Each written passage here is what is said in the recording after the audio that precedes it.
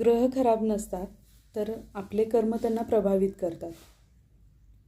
जसं की वेळेवर काम न करणे, टोलवणे, आळशी बनणे, एखादे काम दिलेल्या वेळेत पूर्ण न होणे, गरीब मजूर नोकर लोक असतात त्यांचा अपमान करणे, याच्यामुळे आपला शनिग्रह प्रभावित होतो.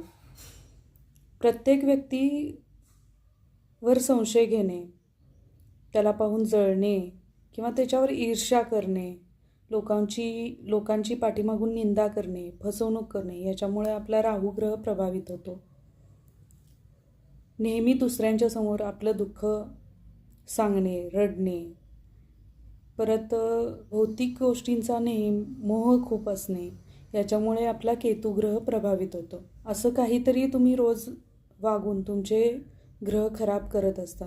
त्याचे परिणाम असे होतात की ज्यावेळी दशेमध्ये किंवा ज्यावेळी ते ग्रह ॲक्टिव्ह होतात त्यावेळी त्याचे परिणाम तुम्हाला भोगावे लागतात. म्हणून चांगले कर्म करा. चांगले कर्म करणे हा सगळ्यात मोठा उपाय आहे, ना की काहीतरी डोक्यावरून उतरून उतारा करून ते कुठंतरी फेकून देण्यात किंवा कोणत्या तरी झाडाला फेऱ्या मारण्यात किंवा कोणत्या तरी झाडाजवळ दिव्या लावण्यात काही इतकं तुम्हाला फरक नाही पडणार. जेव्हा तुम्ही कर्म स्वतःचे सुधाराल तेव्हा तुम्हाला आपोआपच ते ग्रह चांगले रिझल्ट देतील, ते तुमच्या अनुकूल होतील. म्हणून चांगले कर्म करा हा सगळ्यात मोठा उपाय आहे.